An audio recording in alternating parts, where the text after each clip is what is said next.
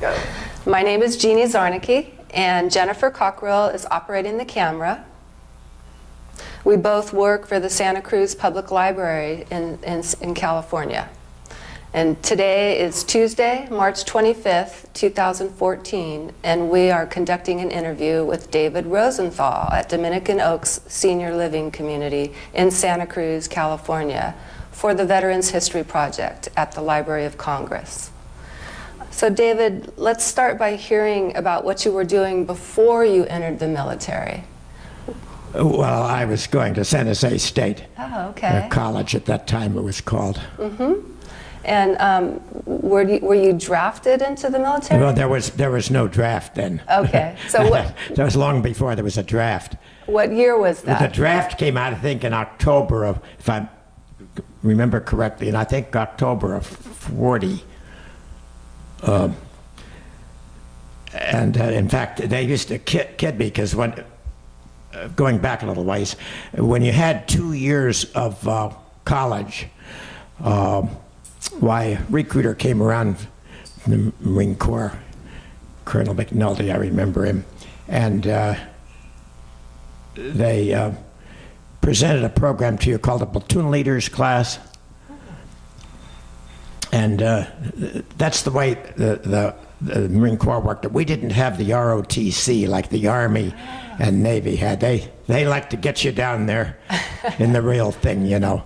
So they didn't have it. So when you had 2 years, actually I didn't have quite 2 years, but he took me anyway into the Platoon Leaders class. And there was a Platoon Leaders class on the East Coast, like at Quantico, and there was one on the West Coast at the Marine Corps Recruit Depot in San Diego.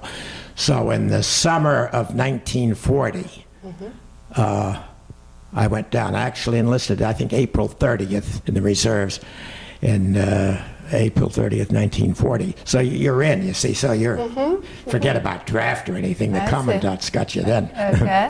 And that was the funny part about the whole thing, because my friends all teased me about, oh boy, they're going to take you, you know, and you'll go. Well, just the opposite happened. So anyway, I went down, pretending we were down there 6 weeks training, and then you went back to college next year. And I think, like say in October, the draft came, so they started drafting. And then the following summer in 41, I went down again. In the meantime, I was at San Jose State, and at the time I was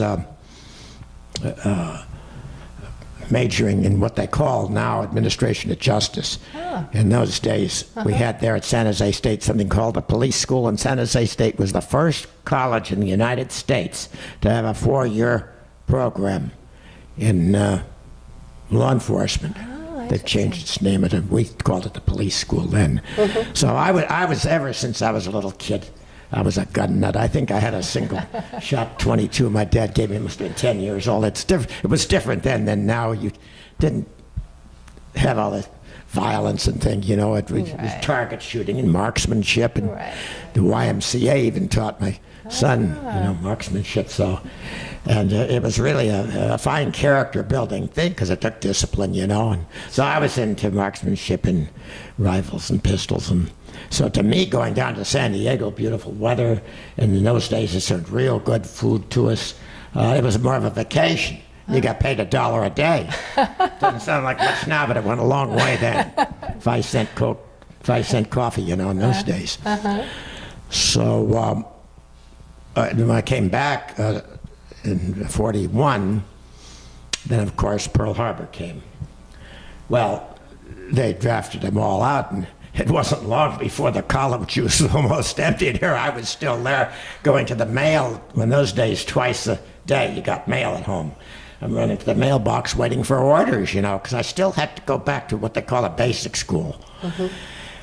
And it wasn't until April of 42, quite a bit had gone on then. Yes. Midway and all sorts of things going on. And here's I was sitting there in college, trying to, there wasn't nothing I could do. I can't call up the commandant and tell him I want to go on active duty and this thing out. So finally I got in April, and I got orders back to the Philadelphia Navy Yard, where this basic school was. Actually, we were the last class ever held there. I think the classes were held there when the men got out of Annapolis. They had to go on. If they wanted to become a Marine officer, they had to go there at that Marine Basic School. But the facilities weren't very good there, really. So they moved it to the big base at Quantico. So when I graduated, I don't know how far you want me to go here. I don't want to go to the question more than...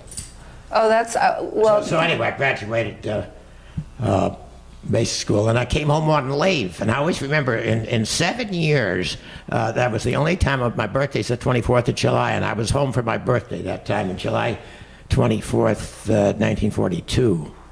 And 40, 41, 43, 44, 45. It was all either overseas most of the time or on duty. So what was the branch of service and the highest rank you achieved? Well, then when you went back to the, when you got out of the platoon, graduated platoon leaders class, you were a second lieutenant. Okay. And then when you went back during your training at the basic school, you were second lieutenant, and then you were, they had what they call a lineal list. Well, they still do, I guess, and you keep going up, and they appoint so many, so. I came back, it was a second lieutenant, and I don't know how many months later. Of course, in wartime, the promotion was fast. For peacetime, it's pretty slow. But I don't know, I was a second lieutenant for maybe 9 months, year, and then became a first lieutenant. What about the boot camp, the training experience? What was, Well, did you have the platoon leaders specialized? class was Oh, okay. boot camp for training officers. Yeah, we didn't go to the enlisted boot I camp. see. Was there any sort of physical regimen or? Well, they had fine officers, and NCOs the best. The training is, you know, it was good. But if you like it, it's in your heart, you know. If you like it, it's not. I wouldn't try to recruit anybody at all, in any of the services for that matter. If it's either like it. Or you discipline, it never bothered. Incidentally, I didn't mention, but when I was 10 years old, in those days, in the 20s and 30s, military schools for boys were very popular. They were all over. There was a couple in Palo Alto, Menlo Park, San Rafael, all over the country. They were, when the Depression came, I guess couldn't afford them anymore. And they disappeared a lot. But so I went to, it sounds crazy now, 10 years old, but my folks sent me out to one in Menlo Park was called Pacific Coast Military Academy. And the superintendent was a West Point graduate, a major. So, and I liked it. It never bothered me at all, that military discipline at all. It just rolled in with it. Some people just don't care for it, but it never bothered me in the least. So I had a little background in it, you know, and of course in the police work we had discipline too, so it never bothered me having. So what was your actual job assignment during World War II? Well, then, of course, you're sent to jobs. When I first went to San Diego, I went, boy, they were short of officers. You know, August 7th was when they landed at Guadalcanal, and they were always short officers. When I got there were hardly any what we call junior officers, company officers, that's lieutenants and captains. And the first assignment I got was F Company, 6th Marines, you know, 180 men. All of a sudden you're only 22 years old. I just turned 22 years old. That's amazing. Of course, it's a young man's game. When you're 25, 26, they're already calling you a pop, you know. So I had it, but I was very fortunate. I had a gunnery sergeant and a first sergeant who were real good old-timers.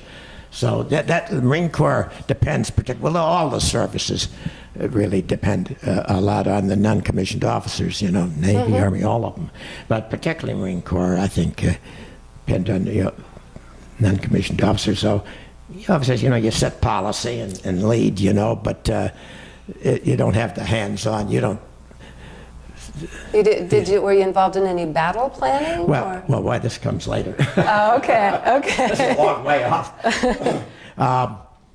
So I was there, but having been in law enforcement. I like that. That was my first love, maybe you might say. I walked by the military police, it was in the 2nd Marine Division, and I went in the 2nd MP company and talked to the captain there, and the next thing I knew, I had orders to transfer over there. So I was in the MP company, military police.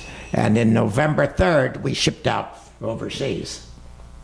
This is going to get kind of lengthy, I hope. That's okay. We can go as long as we shipped out want. overseas on the ship called the SS Monroe, I think it was, which had been a really kind of a luxury liner. One of them, not one of the biggest, but it was pretty darn nice. Of course, there was, I think, about 9 of us in one little stateroom stacked in there. Of course, the men down below, they were really stacked in 6 high, you know. Sometimes on those ships, they only got 2 meals a day. But anyway, we landed in Wellington, New Zealand. And Wellington was the headquarters overseas for the 2nd Marine Division. And Auckland, the 1st Marine Division, were down up there. So we had it pretty doggone good. You couldn't have taken us back to the United States with a team of horses. It was wonderful. New Zealanders were extremely friendly, and there hadn't been any men in the country for 3 years. They had all been over for the British in Greece, North Africa fighting. So there was lots of ladies waiting down the docks. In 20 minutes, you had a family. They'd take you home. They're very friendly. To this day, even later, we went over there. You meet a New Zealander, I don't care where it is, in the museum, the library, wherever, you get talking to them. The next thing you know, they invite you to their home. Just kind of standard. And so I was there for quite a while, and of course we all found girlfriends, and I met a lady who was, this is another adventure, who was not a New Zealand girl. Her family, they were refugees from Europe, from Romania. But it was a little more complicated. They were really ethnic Hungarians. So that's where I met my wife. Oh, really? Wow. We weren't married yet. A lot of us, my best buddy, we both got married eventually. He married before me. So from there, they needed men out in the outside of camp, about 30 miles, place called Paikakariki. They have all these Maori names, you know. You get used to them and you can pronounce them. They're not as bad as they look, really. They're kind of phonetic. But Paikakariki was famous. Why, I was ordered out there for a while, and they trained. Of course, they never knew that division was going to go eventually to, you never knew really where you were going to go, you know, secret. Training for Tarawa, which was one of the tougher battles. Well, I kind of have to shorten these things. I had a platoon there, you know, which is, you know, what, 35, 40 men. And was there several months, till about August of September 43. Some other outfit was formed and a bunch of us officers were transferred again. Well, that transfer probably saved my life, because that outfit I was in, the 2nd Regiment at Tarawa, they had tremendous losses. My old company commander was killed. My battalion, 2 battalion commanders were killed, and how many, I've forgotten how many 1,000 men were killed, over 2,000. And what hurt me the most, my old platoon sergeant was killed. In the meantime, I was up there in the Solomons, in a place called the Russell Islands, and we were in a depot there, doing all the supply work, called the 5th Field Depot, I think. And so I was in the Russell Islands there for about 9 months, I guess. It wasn't too bad a place, right next to Guadalcanal. And eventually we packed up there and become part of what's known as the 1st Provisional Marine Brigade. And that's when we prepared to go up and liberate Guam. Okay. At the same time, They were, it's hard to tell, though. They took 3.5 years of war and put it in a few minutes, so I had to skip over a lot of things. But they were invading Saipan. Well, Saipan proved tougher than they thought it was, and we were at sea, and I remember we were supposed to land on Guam early in July, but we couldn't because they were having so much trouble up in Japan. It was a real tough. Finally, make a long story short, we landed the 21st of July 1944 on Guam.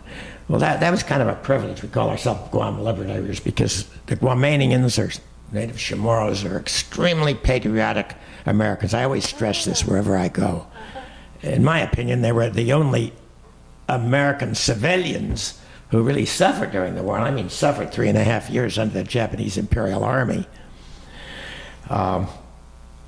And they were, to a man, woman, extremely patriotic. So they were, waiting for us. And so we landed there, and that battle there, we lost. I read just the other day, I thought it was less than that, but they claim we lost about 1,700. It's quite a few. They were killed, and of course, several thousand injured. So I had a group there, and so I stayed there on Guam for about 14 months. And you have various assignments, I failed to mention, when you're sitting around, there's a lot of free time, So I used to take correspondence courses. And one of them, I remember, was what we called, in those days, Naval Courts and Boards. Now they have what they call Uniform Code of Justice. It's different. But we never had, real graduate lawyers. They used Marine officers. They'd call you a sea lawyer if you did any work like that, So one day, going back a ways, some sailor came ashore, and he was in trouble and had a court-martial against him. He was looking for a Marine officer to defend him. It was kind of custom. Well, also, make a long story short, I went aboard ship, and the guy really wasn't guilty. It was a stupid charge. It was about gambling, and he was just observing it all. So I proved that he had never actually gambled. He had no intent. Intent wasn't an element of the crime anyway, and he hadn't touched the dice, and he hadn't. So I won the case. Well, after that, I became famous on the island. All the brigrets, we call them, are after you to defend them. So every once in a while, I defend somebody. So I get back here on Guam. I guess I was doing that too often, and this general on Guam, he never called me in for an interview or anything.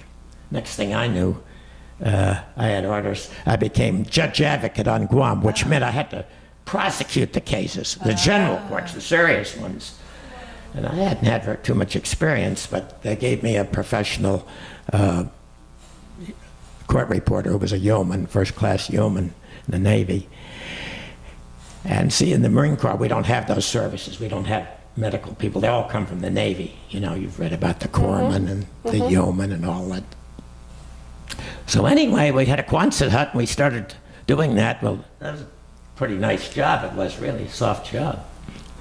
Have maybe a case in the morning and then go out to Mon Bay on the beach. It's pretty nice. Guam's pretty nice. It's the Hawaii for the Japanese people. Go there on vacation now.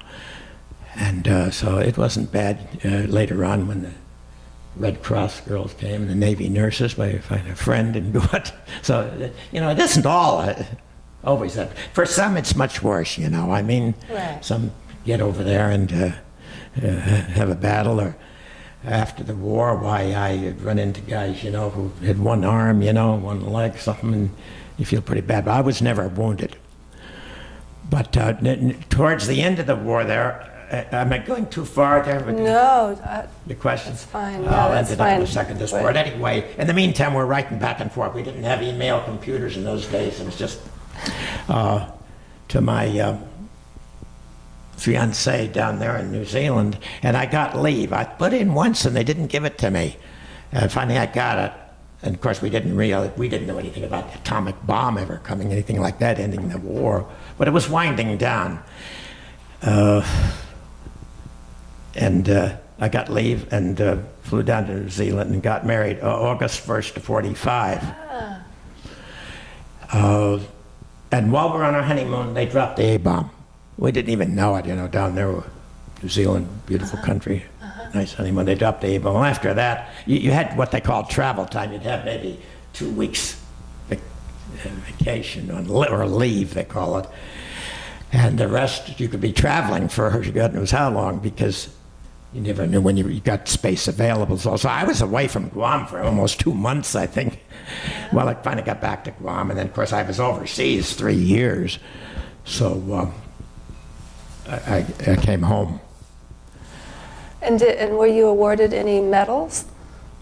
Any medals? Were you awarded medals? Oh, well, I didn't have any special ones. We got our, the Asia, you got your one, the Asiatic Pacific medal. And then, of course, I had one that I was always kind of proud of. They issued a special one called, I think, the American Defense Medal for anybody who was in the service before Pearl Harbor, So I had that, and there's not, because there weren't too many people. When I enlisted in the Marine Corps, there was 23,000 men, about 1,200 officers. That's not very many. At one time, we got so low that the Marine Corps was smaller than the New York City Police Department, back to maybe 17,000 or something. Of course, they built it up in wartime. But so then I came home, and the next thing I knew, I was going to get separated, go back to college, because I hadn't quite finished college, really. And I had a good GO bill then. And the next thing I knew, medical examination, I had active tuberculosis. Oh. So, into the hospital, Navy hospital. So I was there. In the meantime, Mary and my wife, of course, they had bride ships in those days. They didn't fly them over. All bride ships, all the British brides. There were hundreds of them. Australia, New Zealand, all over.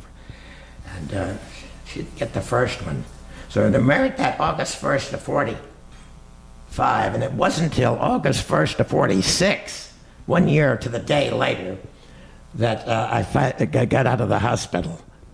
So I hadn't seen her in 2 years before we were married, so it was really 3 years.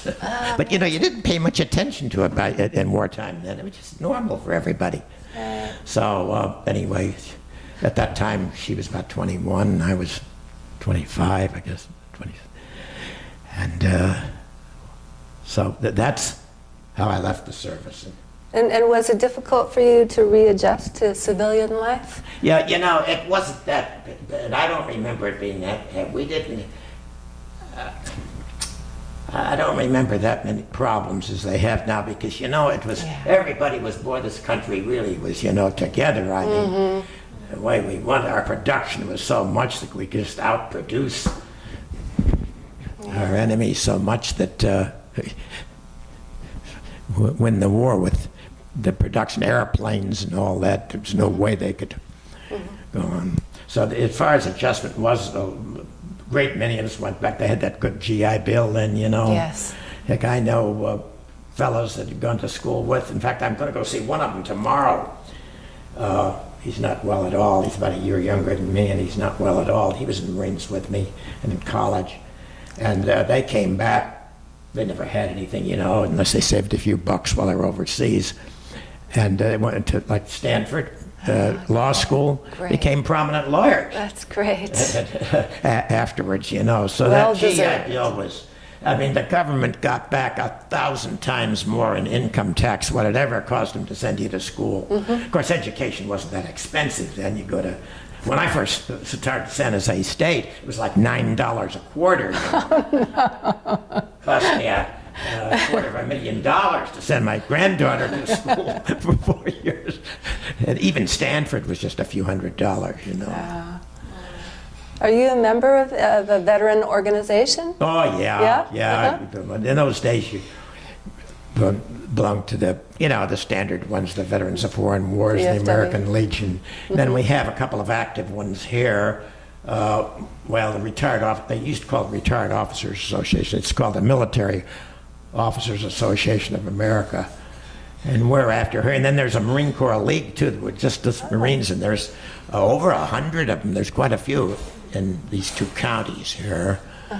So I go to the meetings. And of course, most of the guys are all either Vietnam, So I failed to mention, too, because it wasn't long after World War II, we had Korea. And a lot of those World War II guys were either called back or were in and went to Korea, so I missed out on Korea, too. Okay. For being over there so long, I missed out on the only D-Day landing I had was on Guam. I see.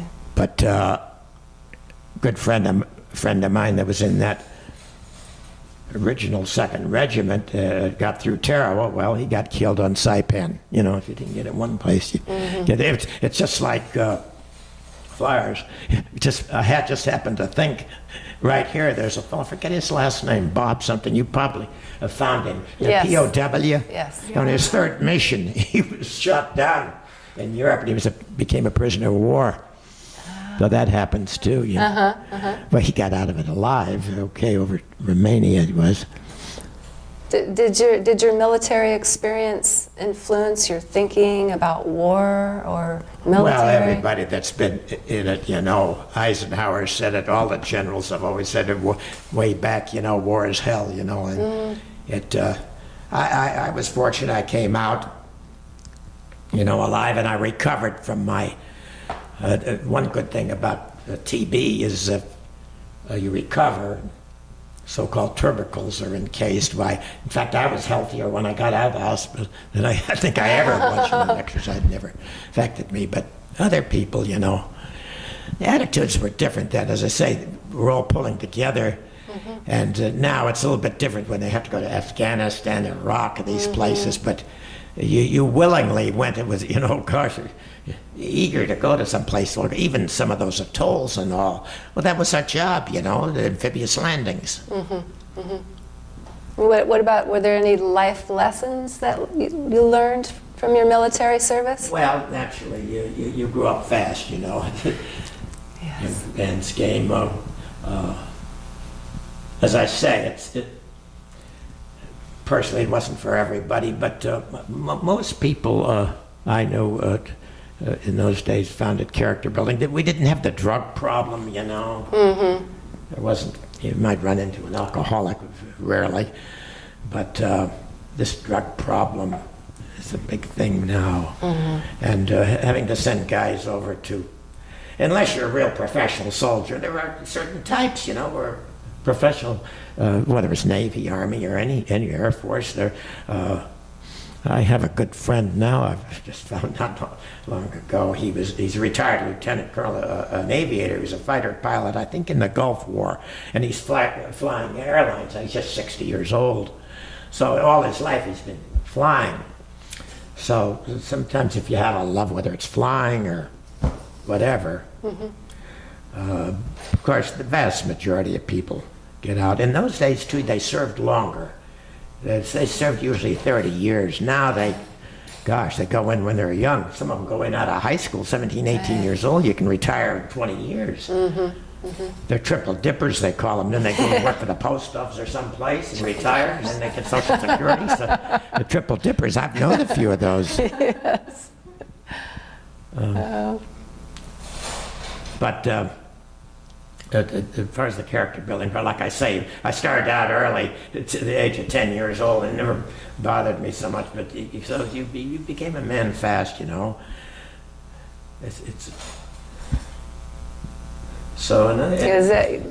You've answered most of my questions. Is there anything else? Rattle on all day, you know. No. We all have had different experiences. I was fortunate, you know, and I've tried to give back, you know, generous. We have all kinds of scholarships and goodness knows what. I get every day in the mail. I get things from different veterans organizations. There's dozens of them. We must have, I swear, a dozen of them just in the Marines. It's funny. President Truman, of course, President Truman had been in the Army during World War I, an artillery officer, I think. So he didn't have much love for the Marines, you know. I think he tried to do away with this. It's been tried a number of times to eliminate the Marine Corps. They said it's a duplication, but not really, but anyway, he made some step. He later apologized for it in public. He said, "Oh, the Marines they're nothing but the policemen for the Navy." he said. But he apologized in public. He was good about that. And I voted for him and all for it, but he wasn't very friendly to us. Well, yeah. I mean, if there's anything else you'd like to add, we just love listening to you talk. Yeah. Well, you know, what can I say? We're always, unfortunately, about these wars, they're pretty terrible, and a lot of people suffer more than others, you know, and of course, many give the supreme sacrifice, and that's about all, and some of them are so young. Gee, it breaks my heart, you know, like my son, he had a very, very close friend. In fact, their birthdays were just the same. He went to Vietnam and got killed.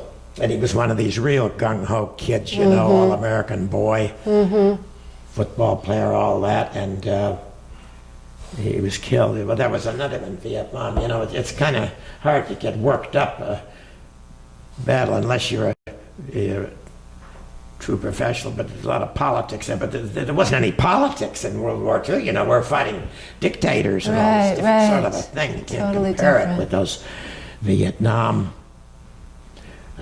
Korea at least had, you know, it's kind of, they call it the Forgotten War, and there were almost as many people killed in Korea as there was Vietnam.